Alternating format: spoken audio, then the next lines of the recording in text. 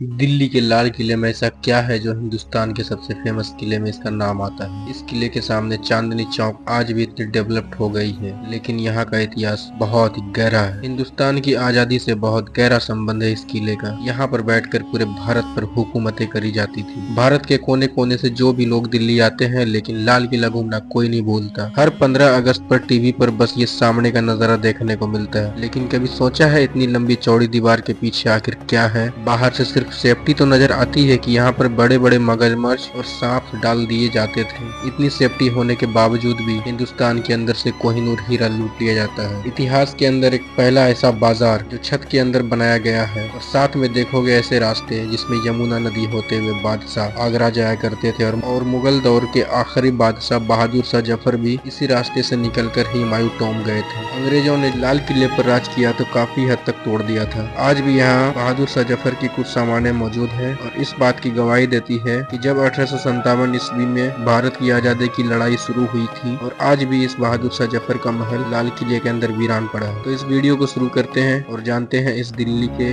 लाल किले के बारे में। लाल किले का मेन गेट है दोस्तों, जिसे आज हम लाहौरी गेट कहते हैं। मुगल बादशाह शाहजहां हुकूमत में सन 1639 में बनवाया था, क्योंकि यह दरवाजा उस सड़क की तरफ खुलता है जो सीधे लाहौर की तरफ जाता है। मुगल दौर में जब भी कोई मेहमान या वजीर या आम आदमी लाल किले में दाखिल होता था, तो सबसे पहले इसी गेट से अंदर आता था। लाहौरी गेट की बनावट बहुत ही शानदार और मजबूत है। लाल बलवा पत्थरों से बना यह दरवाजा एक अलग ही रौब पेश करता है। ये दरवाजा सिर्फ आम आदमी के लिए नहीं, बल्कि ये मुगल सल्तनत की सियासी और फौजी ताकत का प्रतीक है। ईद, बकरीद और खास मौके पर जब शाही जुलूस निकलता था, तो बादशाह इसी लाहौरी गेट से होकर निकलता था। अब चलते हैं अंदर की ओर। दरवाजा के सामने से यहाँ पर जैसे ही आप आओगे, यहाँ पर दो तोपे रखे हुए दोस्तों, एक ये और एक इस साइड। ये अंदर की ओर एंट्री कर रहे दोस्तों आप लोगों के साथ। बहुत ही ज्यादा भीड़ है भाई। ये अंदर का नज़ारा कुछ ऐसा।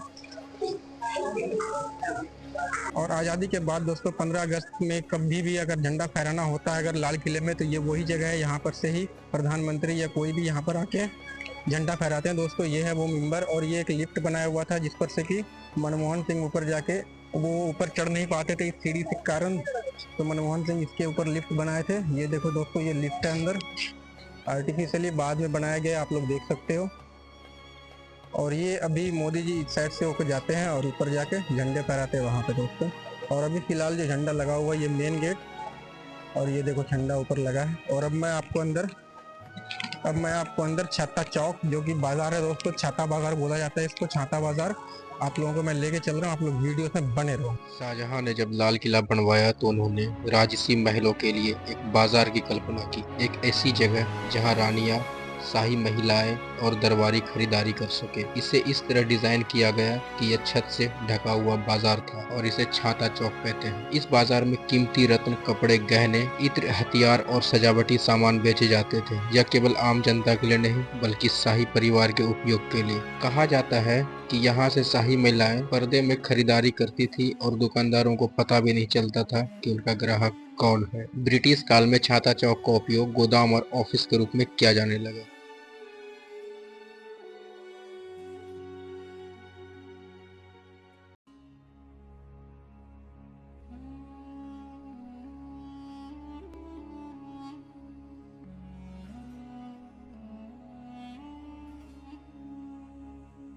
जैसे आप इसके अंदर आते हो दोस्तों, आप सामने में ये देख सकते हो, ये एक बिल्डिंग है जो कि 1857 के युद्ध के बाद अंग्रेजों ने इस बिल्डिंग को बनवाया था। और अभी इसमें म्यूजियम है, डालमिया ग्रुप ले रखा है दोस्तों। इसमें म्यूजियम भी है और रेस्टोरेंट भी है दोस्तों। ये जो दोस्तों आप लोग सामने में देख पा रहे हैं, ये है नौबत खाना।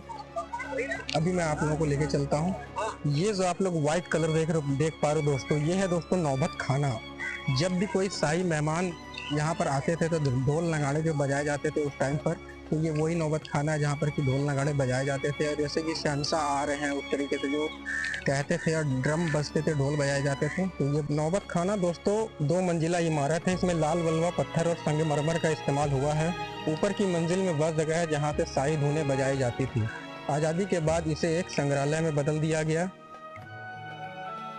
और इसके अंदर अभी भी कुछ मुगल दस्तावेज देखने को मिलेगा दोस्तों। और अब मैं आप लोगों को इसके अंदर की ओर लेके चल रहा हूँ। इसके अंदर की नक्काशी और दिखाऊंगा, बहुत ही जानदार है दोस्तों, आप लोग वीडियो से बने रहो। और अब फाइनली नौबत खाने के अंदर एंट्री के लिए चल रहे हैं दोस्तों। अभी मैं आप लोगों को दीवाने आम, दीवाने खास बहुत चीज़ें इसके अंदर, वो मैं आप लोगों को दिखाऊंगा वीडियो में। देखो दोस्तों, ये है दोस्तों नौबत खाना। इससे बहुत सारी कारीगरी उखाड़ के लेके जाया गया दोस्तों, आप लोग देख सकते हो। और ये सब दरवाजे, ये सब ताक, इसके अंदर बहुत सारी डिजाइन बनी हुई थी और अभी पेंटिंग करके बनाया गया, सारा गायब हो गया जो मेन डिजाइन था।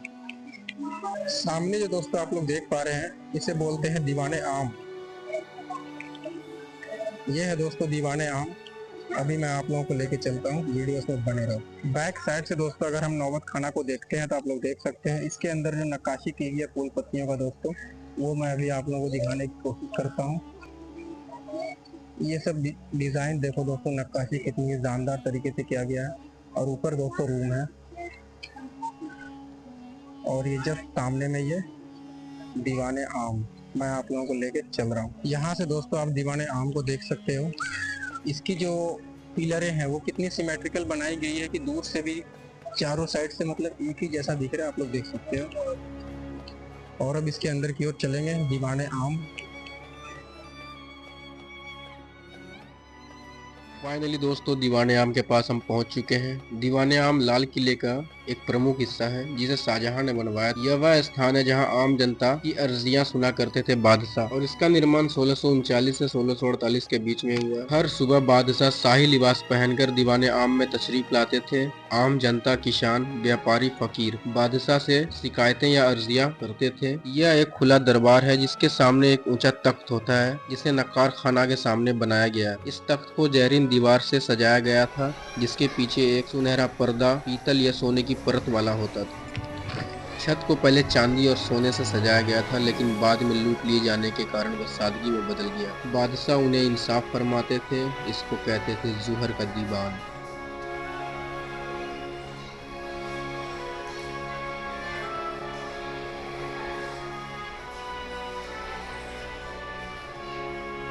ये जो दोस्तों आप लोग सामने में देख पा रहे हैं, इसको बोलते हैं रंग महल। रंग महल शाही हरम का वह हिस्सा है जहां रानियां, बेगमें और दासियां रहती। इस महल की दीवारों और छतों पर कीमती पत्थरें, शीशे और रंगीन चित्रों सजावट की गई थी। इसमें सोने और चांदी का भी इस्तेमाल होता था। महल में झरोखे और पर्दों की व्यवस्था थी ताकि रानियां बाहर का नजारा देख सके लेकिन उन्हें कोई न देख सके। रानियां यहाँ संगीत, कविता और कढ़ाई बुनाई जैसे शौकों में समय बिताती थी। शाही दरबार में जाने से पहले यहीं पर तैयार होती थी। कई बार यहाँ शाही संगीत या मुशायरे भी आयोजित होती थी। इसमें एक नहर बहिश्त है दोस्तों, जो कि आप लोग देख सकते हो, ये नहर बहिश्त। और ये जो पत्थर आप लोग देख पा रहे हैं, ये पूरी पत्थर एक ही पत्थर को डिजाइन करके इस तरीके से बनाया गया, आप लोग देख सकते हो।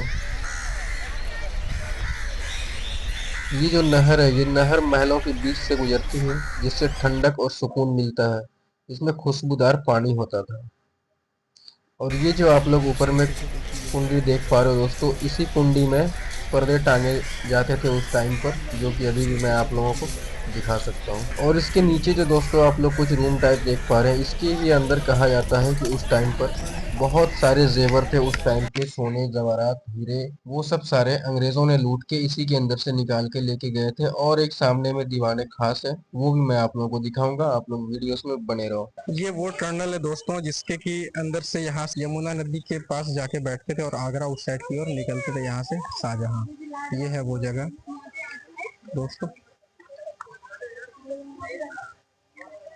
फाइनली दोस्तों दीवाने खास के पास इस महल में बेसिकली हम कह सकते हैं कि यहाँ पर बादशाह आराम करते थे।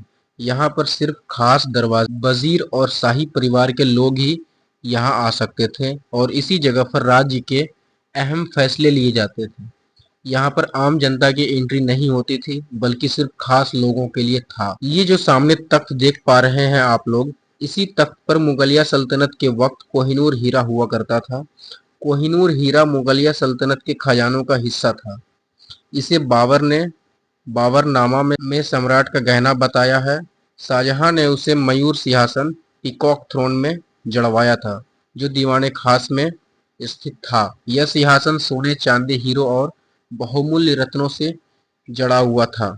1739 ईरान के शासक नादिर शाह ने दिल्ली पर आक्रमण किया और भयंकर लूट मचाई। उसने लाल किला से मयूर सिंहासन, अनेक रत्न और कोहिनूर हीरा लूट लिया। बाद में नादिर शाह की हत्या के बाद हीरा अफगान शासक अहमद शाह अब्दाली के पास गया। धीरे धीरे पंजाब के शासक महाराजा रंजीत सिंह के पास पहुंचा। उसके बाद 1849 में अंग्रेजों ने पंजाब पर अधिकार किया और कोहिनूर को जब्त कर इंग्लैंड भेज दिया। वर्तमान में कोहिनूर हीरा ब्रिटेन के टावर ऑफ लंदन में ब्रिटिश क्राउन ज्वेलर्स रखा गया है। इसे ब्रिटेन की महारानी के मुकुट में जड़ा गया था। तो दोस्तों आप लोग देख सकते हैं ये कितनी आलीशान महल है। इसी के अंदर कोहिनूर हीरा हुआ करता था। इस महल के ऊपर से भी, दीवार से, छत से, हर जगह से कीमती रत्न सब उखाड़ के लेके गए उस टाइम पे जब अंग्रेजों का दौर चल रहा था। तो दोस्तों आप लोग बने रहो। अभी मैं आपको हमाम घर और साथ में एक छोटी सी प्यारी सी मोती मस्जिद जो कि मैं आप लोगों को दिखाऊंगा, वीडियोस में बने रहे। ये जो दोस्तों आप लोग सामने देख पा रहे हैं ये है हमाम घर, यानी शाही स्नान घर कह सकते हैं। यह मुगल बादशाह के निजी उपयोग के लिए बनाया गया था। इसे शाही हमाम भी कहा जाता है। इसमें 3 कमरे हैं जहां गर्म और ठंडे पानी की सुविधा थी। दीवारों पर सुंदर चित्रकारी और संगमरमर की नक्काशी देखने को मिलती है।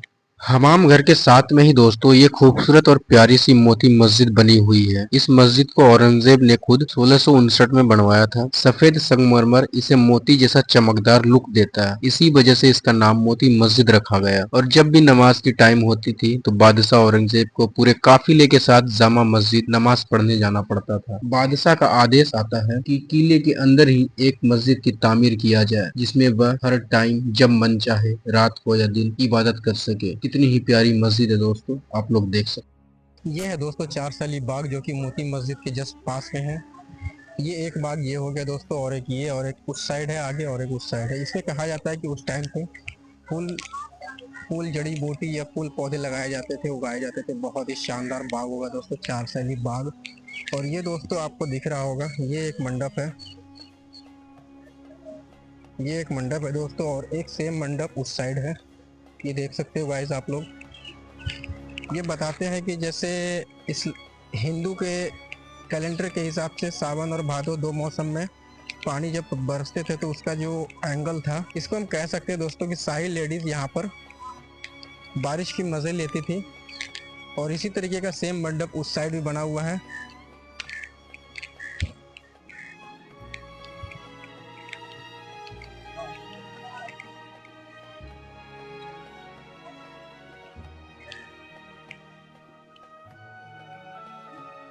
और ये जो बीच में दोस्तों आप लोगों को देख पा रहे हैं, ये है दोस्तों जफर महल। जफर ने खुद 1857 ईस्वी में बाद में बनवाया था। ये लाल पत्थर का है दोस्तों। और इन सब में भी 4 शैली बाग है दोस्तों, आप लोग देख सकते हैं। इस महल के साथ में जो दोस्तों आप लोगों को ये बिल्डिंग नज़र आ रही होगी, ऐसा लग रहा है जैसे कि कॉलेज की बिल्डिंग है। ये आर्मी बैरक है दोस्तों, जो ब्रिटिश काल में बनाया गया था। यहाँ पे पहले मुगल के आर्किटेक्चर बने हुए थे। जब अंग्रेजों ने यहाँ पर राज कर लिया तो राज किला फतेह कर लिया, तो उन्होंने मुगलों के काफ़ी सारे बिल्डिंगों को तोड़ दिया और उसके अपने बैरक्स बना लिए दोस्तों, जिसको कि आर्मी बैरक्स बोलते हैं। उस टाइम पे इंडिपेंडेंस के पहले पहले दोस्तों यहाँ पर ब्रिटिश की आर्मी रहते थे।